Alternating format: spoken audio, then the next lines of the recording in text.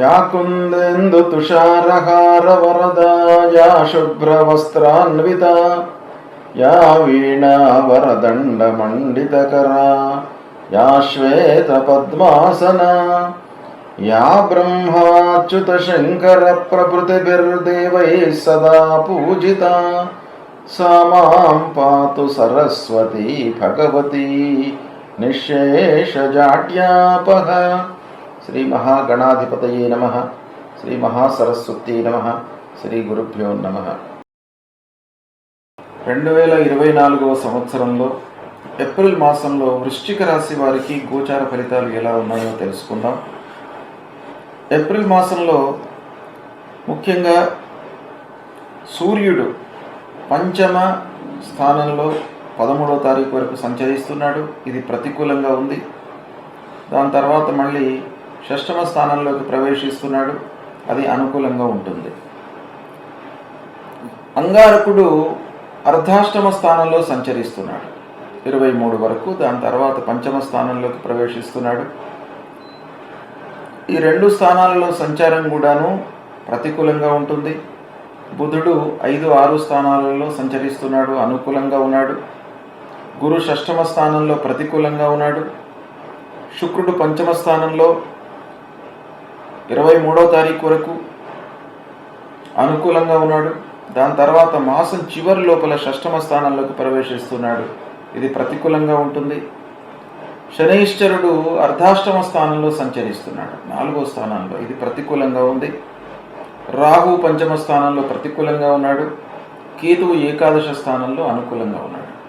ఈ విధంగా గ్రహస్థితి ఉంది. అయితే ఈ గ్రహస్థితిని, ఈ స్థానాలను, ఈ పరిస్థితిని మనం దృష్టిలో పెట్టుకున్నట్టయితే, ఓవరాల్గా ఆలోచించినట్టయితే గ్రహస్థితి సామాన్యంగానే ఉంది.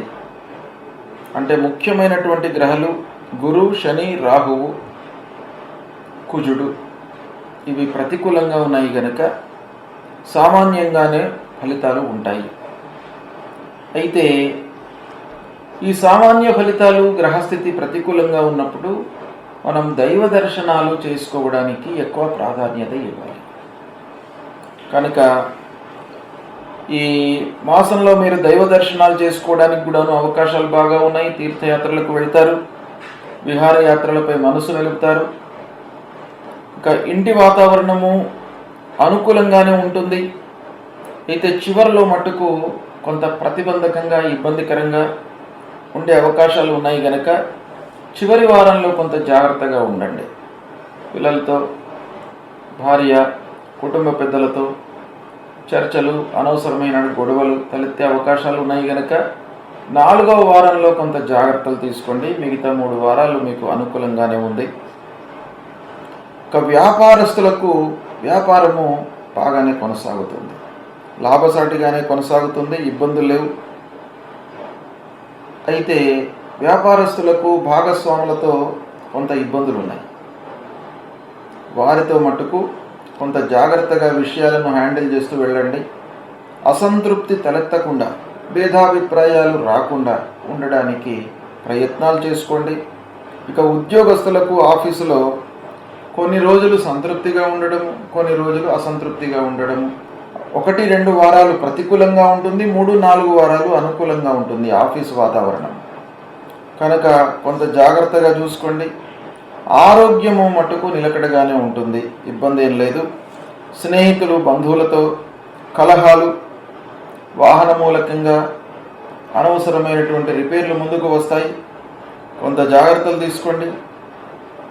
ఇంటి విషయంలో, అంటే ఇంటి మరమ్మతులు మీకు ఫోర్స్డ్గా ముందుకు వస్తాయి. తప్పని పరిస్థితిలో మీరు మరమ్మతులు చేయవలసినటువంటి స్థితి ఏర్పడుతుంది. భూతగాదాల మూలకంగా ఇబ్బందులు, ఖర్చులు, మనస్తాపము, వృధా కాలయాపన ఇలాంటివన్నీ కూడాను జరిగేటువంటి అవకాశాలు ఉన్నాయి. కాబట్టి వాహనము, భూముల విషయంలో కొంత జాగ్రత్తలు తీసుకోండి. ఇక ప్రారంభించిన పనులలో ఆలస్యం ఉంటుంది. ఆలస్యంగా పూర్తి అవుతాయి అని చెప్పేసి అనుకొని మీరు ప్రారంభించండి, ఆలస్యము తప్పదు. ఇక చివరి వారంలో కళాకారులకు మంచి అవకాశాలు వస్తాయి కనుక సాహిత్యవేత్తలకు, కళాకారులకు ఈ మాసాంతం బాగా కలిసి వస్తుంది, వారికి ఆదాయం పెరుగుతుంది. ఆర్థికంగా అనుకున్న మేర లాభము ఉండకపోయినప్పటికీ పనులు పూర్తి అవుతాయి, సంతృప్తిగా ఉంటారు. ఇక వృధా ఖర్చులు ఒక పక్కన గోచరిస్తున్నాయి కనుక అనవసరమైనటువంటి పనులను వాయిదా వేసుకోండి, అనవసరమైనటువంటి ప్రయాణాలను చేయకండి. మానసికంగా ఎక్కువగా మీరు అధైర్యం రాకుండా చూసుకోండి. అంటే ముఖ్యంగా ఏం చేయాలి, ఆ పనుల విషయంలో మీరు తగు జాగ్రత్తలు తీసుకోవాలి. అంటే ప్రణాళికాయుతంగా పనులను చేయండి, పనులపై మనస్సు నిలపండి. అనవసరంగా కంటిన్యూస్గా ఒకే విషయం గురించి మీరు ఆలోచన చేయకండి. ఆలోచించినటువంటి విషయాన్ని అమలుపరచడానికి మీరు ప్రయత్నాలు చేసుకోండి. తద్వారా మీకు భయము, ఆందోళన ఇవి దరి చేరకుండా ఉంటాయి కనుక అది ఈ మాసం మీకు చాలా అవసరం. ఇక ప్రధానమైనటువంటి గ్రహాలు గురు, శని. ఈ గురు షష్టమ స్థానంలో ఉన్నాడు కనుక గురు ప్రీత్యర్థమై మీరు మాతాపితృలను సేవించండి, దత్తాత్రేయ స్వామి దేవాలయానికి వెళ్ళండి. ఇక స్తోత్ర పారాయణాలు చేసుకోండి. గురు చరిత్ర పారాయణము, దక్షిణామూర్తి స్తోత్ర పారాయణము ఇలాంటివి మీరు చేయడం మూలకంగా ఆ గురు భగవానుడి యొక్క అనుగ్రహం మీకు లభిస్తుంది.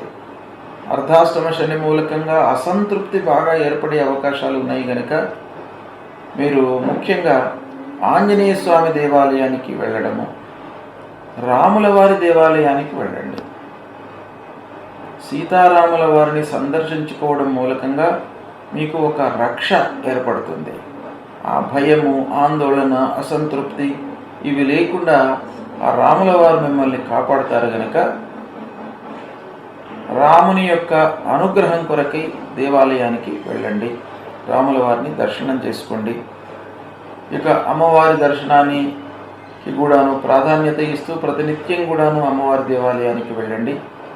ఇవి చేసినట్టయితే మీకు పరిహారం లభిస్తుంది. ఇక కేతువు బాగానే ఉన్నాడు,